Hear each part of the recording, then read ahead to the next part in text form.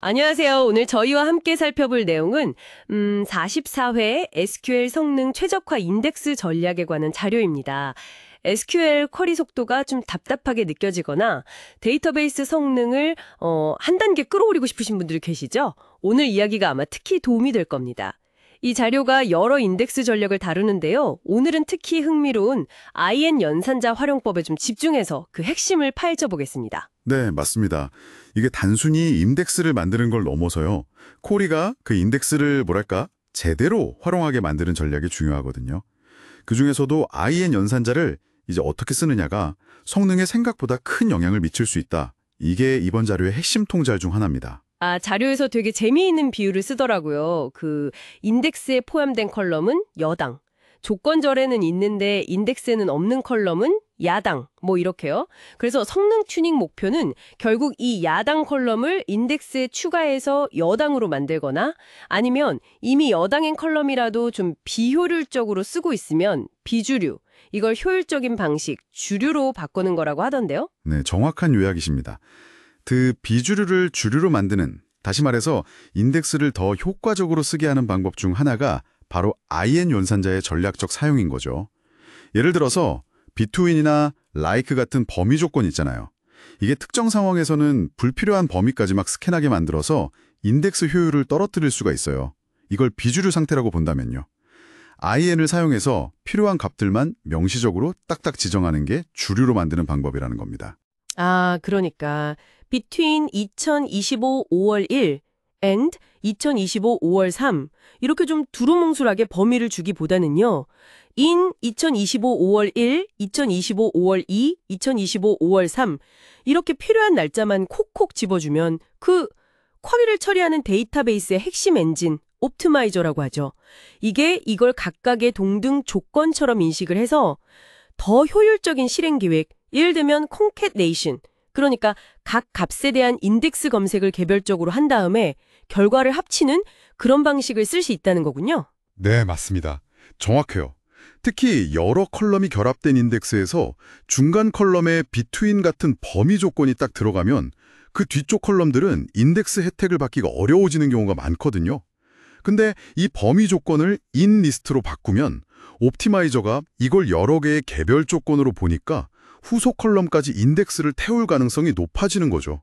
마치 도서관에서 5월 1일부터 3일까지 나온 신간 전부 찾아주세요 하는 것보다 5월 1일 신간, 5월 2일 신간, 5월 3일 신간 목록 주세요. 이렇게 특정 목록을 주는 게 더 효율적일 수 있는 거랑 좀 비슷하다고 보시면 돼요. 근데 궁금한 점이 생겼어요. 인 리스트에 들어갈 값이 항상 고정되어 있는 건 아니잖아요. 동적으로 변하는 값을 일일이 쿼리해 놓기는 좀 어렵지 않을까요? 네. 좋은 질문입니다. 그래서 자료에서는 이제 일자 테이블이나 카피 테이블 같은 보조 테이블, 그러니까 필요한 값들을 미리 모아두거나 생성할 수 있는 그런 테이블을 활용하는 방법을 제안합니다. 예를 들면 특정 기간의 모든 날짜라든가 아니면 특정 조건에 맞는 상품 코드 목록 같은 걸 이런 보조 테이블에서 싹 조회한 다음에 그 결과를 IN절 안에 동적으로 넣어주는 거죠. 데이터 공급 다리를 놓는 셈이라고 할 수 있겠네요. 그렇군요. 그럼 인덱스를 구성하는 컬럼 수가 많을 때도 이 IN 전략이 똑같이 효과적인가요? 그 부분에서 좀 고려할 점이 있습니다. 자료에 따르면 보통 한 3개 이하 컬럼으로 구성된 인덱스에서는 IN 조건이 비교적 예상대로 잘 분리돼서 처리가 되는데요. 근데 이게 4개 이상 컬럼으로 결합된 좀 꽉잡한 인덱스에서는 그 두 번째 컬럼 이후에 나타나는 IN 조건은 기본적으로는 실행계획 분리, 즉 컨캣네이션의 대상이 되지 못하는 경우가 많다고 합니다. 아니 왜 그런 거죠? 컬럼이 많아지면 옵티마이저가 IN 분리하는 걸 좀 꺼리나요? 네, 옵티마이저 입장에서는 여러 갈래로 계획을 나누는 것 자체에도 비용이 드니까요. 컬럼 수가 많아질수록 경우의 수가 복잡해지잖아요. 그러니까 무조건 나누기보다는 그냥 통합해서 처리하는 쪽이 더 낫다고 판단할 수가 있는 거죠.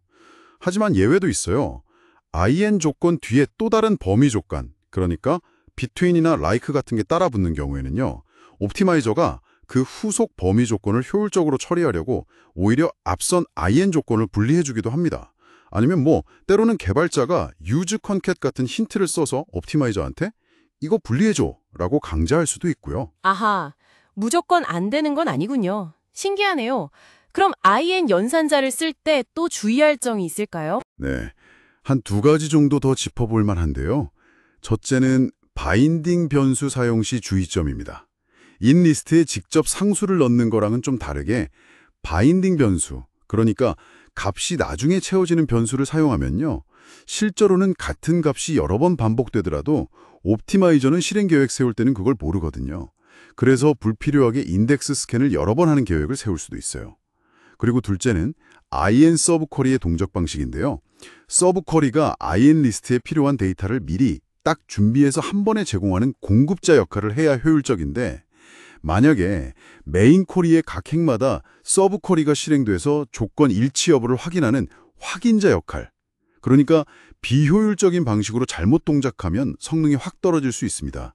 그래서 실행 계획을 통해서 서브 쿼리가 어떻게 동작하는지 반드시 확인해야 합니다. 알겠습니다. 와, 단순히 IN을 쓰는 걸 넘어서 컬럼 수, 바인딩 변수, 서브 쿼리 동작 방식까지 다 고려해야 최적의 효과를 볼 수 있다 이런 거군요. 결국 핵심은 옵티마이저가 가장 효율적으로 딱 필요한 데이터만 가져오도록 잘 유도하는 방법을 찾는 거네요. 정확합니다. 오늘 살펴본 IN 전략은 사실 SQL 성능 튜닝의 여러 도구 중 하나일 뿐이고요. 가장 중요한 건 이 기술들을 언제, 어떻게 적용할지, 여러분의 데이터 특성이나 실제 쿼리 패턴에 맞춰서 종합적으로 판단하는 능력입니다.